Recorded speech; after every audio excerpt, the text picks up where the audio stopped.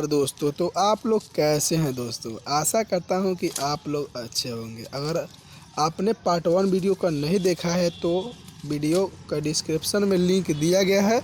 आप लोग अनुच्छेद 1 से लेकर 19 तक का वीडियो ज़रूर देखिएगा। तो आइए हम अनुच्छेद 20 से शुरू करते हैं दोस्तों अनुच्छेद 20 में हमारा दिया होता है कि क्या दिया है, दोष सिद्धि में संरक्षण। दोष सिद्धि में संरक्षण, इसका मतलब क्या है दोस्तों, देखिए क्या है। इसका मतलब है कि किसी व्यक्ति को एक अपराध के लिए एक ही सज़ा दी जाएगी। मतलब कि है, मान लीजिए कि किसी ने चोरी किया और उसको जो है 1 साल की सज़ा हुई, तो कोई दूसरा भी अगर उसी तरह का चोरी करेगा तो उसको भी 1 साल की ही सज़ा होगी, बल्कि जो है उससे ज़्यादा नहीं हो सकती है और ना ही उससे कम हो सकती है। तो समझ में आ गया दोस्तों। अगला है दोस्तों कि अपराधी पर अपराध करने के समय का कानून लागू होगा। ठीक है। अगला है कि व्यक्ति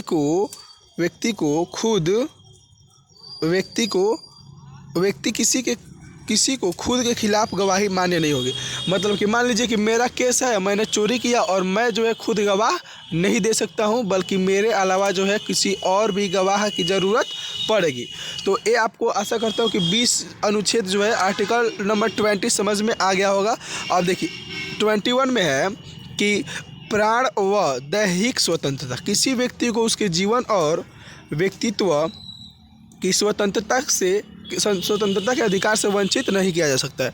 समझ में आ गया कि जो भी मेरे स्वतंत्रता है उसको छीनी नहीं जा सकती है।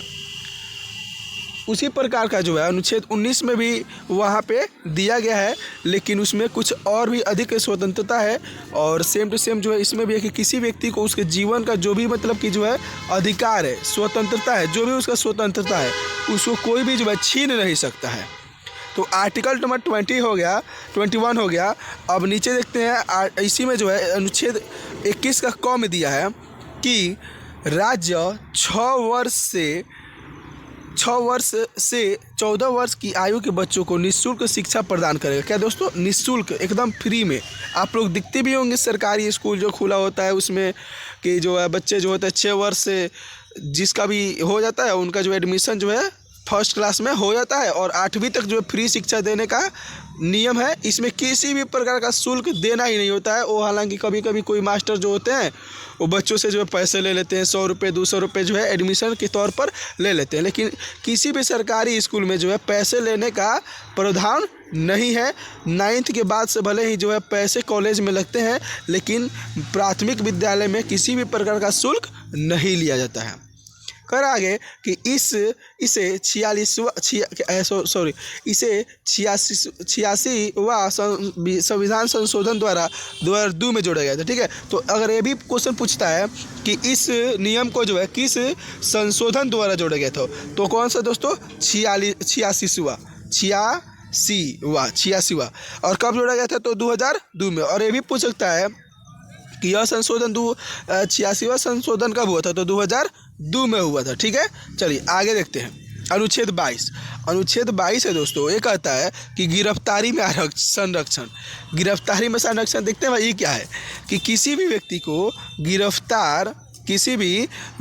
गिरफ्तार करने से पहले उसे कारण बताना होगा कि भाई क्या कारण है, आपका क्या सज़ा है, क्या मतलब कि क्या दोष है, तभी जो है कोई भी पुलिस आपको जो है गिरफ्तार कर सकती है। और तो अगला है कि गिरफ्तार करने के बाद के 24 घंटे के अंदर उसे दंडा के अधिकारी के सामने पेश करना होगा। मान लीजिए आपको पुलिस ने पकड़ लिया, कारण बता दिया कि भाई आपका जो है दोष यह है और आपको जो वह जेल ले जाएगी, तो वह 24 घंटे के अंदर में जो है आपको वो जो है न्यायालय में अर्थात कि कोर्ट में पेश उसको करना जो है मैंडेटरी होता है, एकदम ज़रूरी है। तो ज़रूरी है, वो करना ही चाहेगी। हालांकि कभी कभी लेट हो जाता है तो पुलिस जो होते हैं वो बहुत सारे कारण बताते हैं कि ट्रैफिक था, बहुत ज़्यादा भीड़ था जिसके कारण लेट हो गया। लेकिन एक कानून है आर्टिकल नंबर 22 के अंतर्गत कि अंडर सेक्शन आर्टिकल 22 के अंतर्गत कि गिरफ्तारी के अंडर में जो है 24 घंटे के बाद मतलब अंदर में उसे कोर्ट के समक्ष जो है गवाही जो है दिलवानी पड़ेगी, उसको समक्ष करना होगा। करा है कि उसे अपने पसंद के वकील रखने का अधिकार देना होगा। कि मान लीजिए हम दोषी हैं, हमें जो है पुलिस ने पकड़ के ले गया, तो हमें हमारा अधिकार है भाई, हम स्वतंत्र हैं, हमारा मनपसंद जो भी वकील होगा हम उसको चुन सकते हैं। ये कौन कहता है? हमारा आर्टिकल नंबर 22 कहता है, आर्टिकल नंबर 22। आगे देखते हैं आर्टिकल नंबर 23। दोस्तों आर्टिकल नंबर 23 से लेकर 24 तो 23 और 24 को जो है शोषण के विरुद्ध अधिकार माना जाता है। इसको किस नाम से जाना जाता है दोस्तों? शोषण के विरुद्ध जो है अधिकार ये जो है किस में दिया गया है? आर्टिकल नंबर 23 और 24 में। तो आइए इसको देखते हैं। कह रहा है कि अनुच्छेद 23 में बताता है कि बलात् श्रम तथा दुर्व्यवहार पर प्रतिबंध, किसी भी व्यक्ति से बेगारी तथा जबरदस्ती काम नहीं कराया जा सकता है।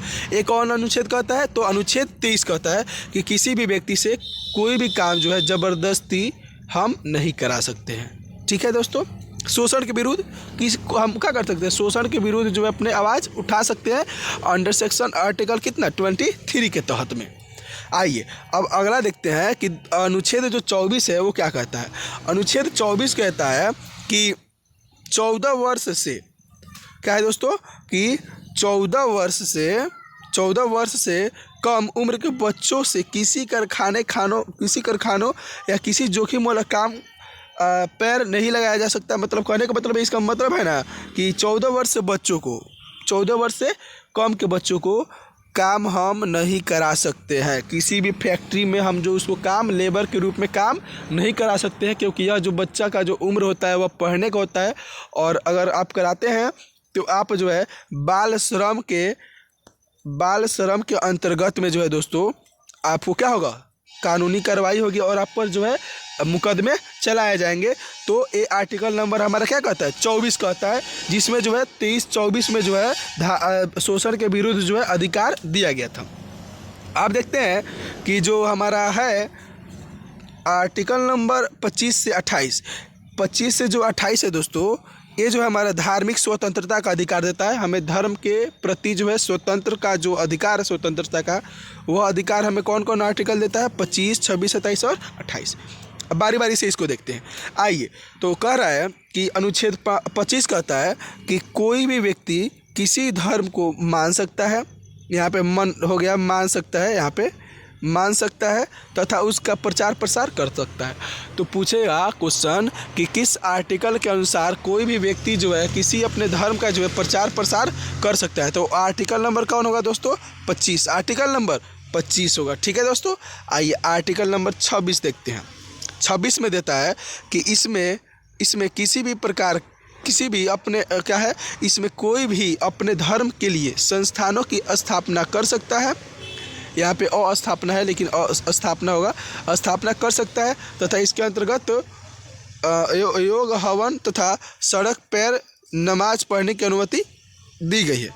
कहने का मतलब है कि कोई भी व्यक्ति अपने जो है धर्म की स्थापना कर सकता है, धर्म के लिए कोई भी संस्थान बना सकता है, मंदिर बनवा सकता है, ये जो है, और वो जो है उसमें अपना जो भी करना होगा वह कर सकता है। उसको जो है पूरा क्या है? आज़ादी है। अगला देखते हैं अनुच्छेद नंबर 27। अनुच्छेद 27 हमारा कहता है कि राज्य किसी धार्मिक कार्य के लिए जमा धन से टैक्स नहीं ले सकता। कहने का मतलब है ना दोस्तों कि राज्य जो है किसी भी धर्म से किसी भी प्रकार का टैक्स नहीं ले सकता है। अगर लेगा तो सभी से समान लेगा, नहीं तो किसी भी धर्म से जो है वह भेदभाव करके जो है टैक्स नहीं ला सकता है। इसी तरह का जो था हमारा दोस्तों, आप लोग को याद होगा जजिया कर। कौन सा कर दोस्तों? जजिया कर जो था, जजिया कर ये जो है मुगलों ने लगाया था। जजिया कर, ये जो जजिया कर था, जो जजिया कर मतलब होता है दोस्तों टैक्स। कर मतलब क्या होता है? टैक्स। तो जजिया कर जो है ये मुगलों ने लगाया था इसको, और इसको पूरी तरह से जो है मोहम्मद शाह रंगीले ने जो है ख़त्म किया था। किसने किया था? मोहम्मद शाह रंगीले। इसको पूछेगा कि जजिया कर को जो है पूरी तरह से किसने ख़त्म किया था? रंगीले।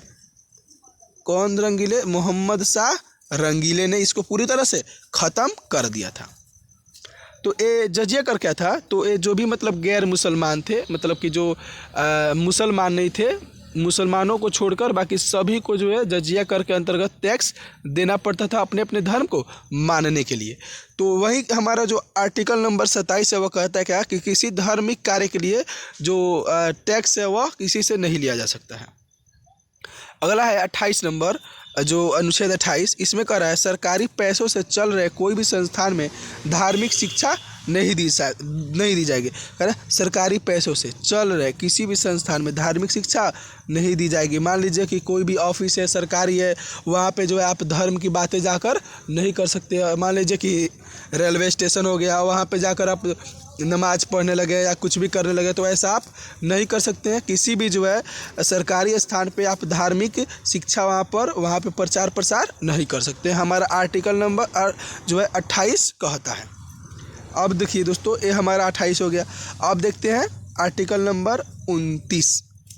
इसमें है क्या दोस्तों, ये जो हमारा है आर्टिकल नंबर 29 से 30, जो यह क्या कहता है संस्कृति और शिक्षा संबंधित अधिकार। जो भी आर्टिकल नंबर 29 और 30 जो है यह कैसे संबंधी अधिकार देता है, तो संस्कृति और शिक्षा से संबंधित। देखिए क्या है, कह रहा है अनुच्छेद 29 में कि अल्पसंख्यक अपनी भाषा संस्कृति सुरक्षित रह सकता है तथा उसे भाषा जाति धर्म के आधार पर किसी संस्था में जाने से नहीं रोका जा सकता है। मान लीजिए कि यह भेदभाव, और आर्टिकल नंबर 15 में भी जो है भेदभाव का क्या किया गया है, निषेध किया गया है। उस पर कोई भी भेदभाव करता है किसी भी आधार पर, भाषा जाति धर्म के आधार पर, तो उस पर कानूनी कार्रवाई की जाती है। तो ये हो गया आर्टिकल नंबर 29। आप देखते हैं जो आर्टिकल नंबर 30 में क्या देता है दोस्तों, कि इसमें है कि अल्पसंख्यक अपनी पसंद की संस्था खोल सकते हैं, सरकार उसे चलाने के लिए धन देगी। ठीक है, चलिए अगला देखते हैं 31। जो आर्टिकल नंबर 31 है, इसमें क्या कहता है पैतृक संपत्ति की चर्चा जो मूल अधिकार या 44वां विधान संशोधन द्वारा 1978 द्वारा इसे हटाकर 300 क में जोड़ा गया। 300 क का मतलब जो है अनुच्छेद 300 का जो ए होगा क होगा, उसमें जो है इसको जोड़ दिया गया है अनुच्छेद 31 से हटाकर, पैतृक संपत्ति वाला मामला। आगे देखते हैं 32 अनुच्छेद 32 में है दोस्तों, इसे में संविधान उपचार का अधिकार है। इससे मूल अधिकार को इसमें मतलब कि मूल अधिकार को मूल अधिकार बनाने वाला अधिकार कहा जाता है। अंबेडकर ने इसे संविधान का जो है आत्मा कहा है दोस्तों।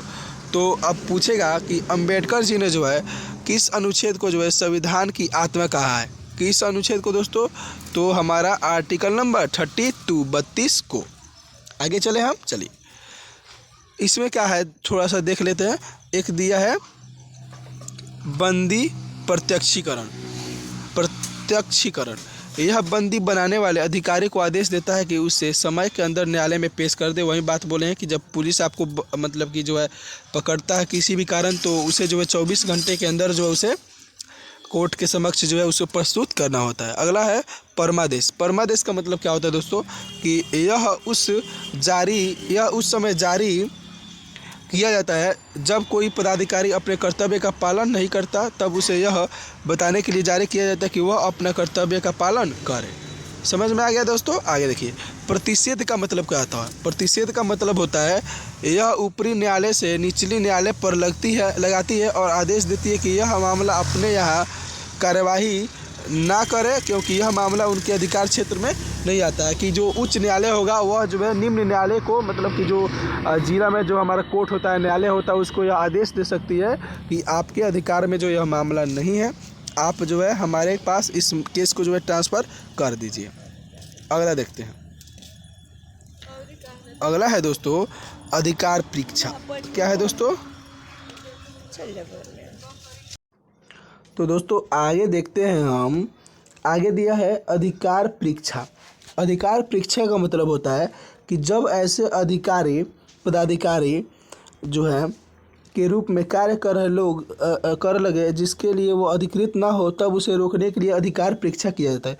मान लीजिए कि कोई भी जो है आप मतलब बाइक ही चला रहे हैं और आपको जो है पुलिस ने रोक लिया, पुलिस में भी जो है और किसी कांस्टेबल ने रोक लिया, तो वहाँ पे जो है जिसके पास स्टार नहीं लगा होगा तो वह जो है आपका 100 रुपये से जो है अधिक चालान नहीं काट सकता है।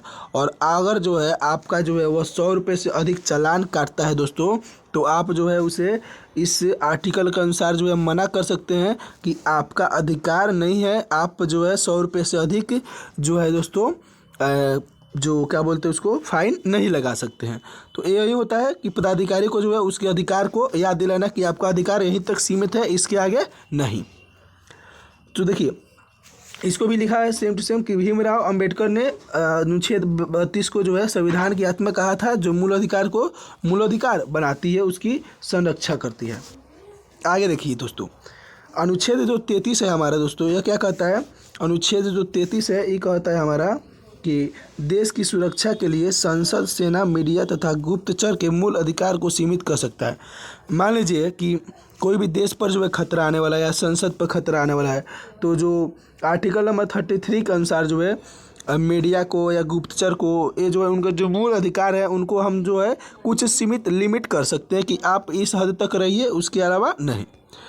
तो आर्टिकल नंबर 34 में दिया है, 34 में क्या देता है कि भारत में कहीं भी सेना का कानून लागू हो सकता है तथा उसके न्यायालय को कोर्ट को मार्शल कहते हैं। ठीक है, अगला है कि अनुच्छेद 35 में दोस्तों मूल अधिकार के लागू होने की चर्चा जो है इसमें है कि मूल अधिकार को 7 भागों में बांटा गया है, लेकिन वर्तमान में यह केवल 6 है। एक जो है उस संपत्ति का जो अधिकार था उसको जो है संशोधन करके उसको हटा दिया गया है।